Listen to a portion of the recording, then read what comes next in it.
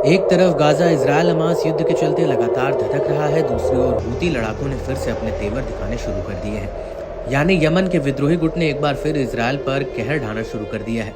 शुक्रवार तड़के हूती लड़ाकों ने सेंट्रल इजरायल और वेस्ट बैंक में हवाई हमले किए। इससे इजरायल के कई इलाकों में मिसाइल हमले के अलर्ट सायरन जोरों से बजने लगे। इजरायली मीडिया की माने तो सुबह करीब 4:30 बजे हूती लड़ाकों की मिसाइल इजरायली एयर स्पेस में दाखिल हुई, जिससे प्रमुख बस्तियों, शहरों और कब्जे वाले इलाकों में लोगों में हड़कंप मच गया। हूती विद्रोहियों ने दावा किया कि हालिया हमला अब तक का सबसे आक्रामक हमला रहा है। इसमें तेल अवीव, यरूशलेम, रमनगन, रिशोन लेजियन, पेटाज, टिकवा और बेत शेमेश समेत कई इलाकों में असर देखने को मिला। इजरायली बलों ने भी माना कि हूती विद्रोहियों ने सुबह सुबह इजरायली सैन्य अड्डे को निशाना बनाकर मिसाइल हमला किया। हालांकि हूती लड़ाकों के दावों से इतर इजरायली रक्षा बलों ने कहा कि एयर डिफेंस सिस्टम ने यमन से आई मिसाइलों को मार गिराया है। लेबनानी मीडिया आउटलेट अल मयादीन की ओर से ताजा हमले का वीडियो शेयर किया गया है। इसमें वेस्ट बैंक के कलकिलिया शहर में मिसाइल हमले का फुटेज दिखाया गया। इसमें मिसाइल को अपने टारगेट की ओर तेजी से गिरते हुए देखा जा सकता है। इस दौरान इलाके में हवाई हमले के अलर्ट सायरन भी तेजी से गूंज सुनाई दे सकती है। साथ ही लोगों की जान बचाकर भागने की चीख पुकार भी सुनाई दे रही है।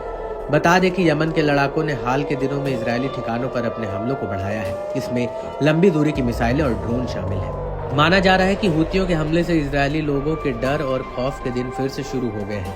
एयर डिफेंस सिस्टम का ताव दिखाने वाले इजरायल पर अब आए दिन हूतियों की मिसाइलें घुसपैठ कर रहे हैं। हूती विद्रोहियों की अपने घर में ही तैयार खतरनाक मिसाइलों ने अब इजरायल के एयर डिफेंस सिस्टम की काट निकाल ली है। इससे हूतियों के हमलों को Israeli air defence system intercept नहीं कर पाता है।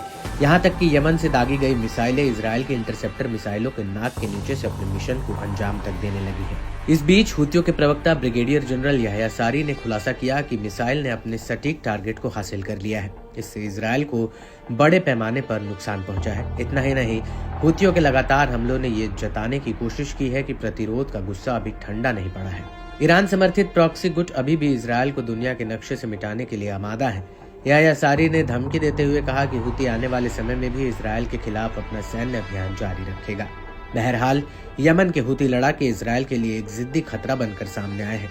ईरान समर्थित हूती अपने मिसाइल हमलों को लगातार बढ़ा रहे हैं, जिससे लाखों इजरायली आधी रात को बॉम्ब शेल्टर्स में जाने के लिए मजबूर हो रहे हैं। इजरायल में हवाई हमले बढ़ने से विदेशी एयरलाइंस को भी डर सताने लगा है। साथ ही हूती अब मिडिल ईस्ट में इजरायल के खिलाफ आखिरी प्रमुख मोर्चे के रूप में अड़े हुए हैं।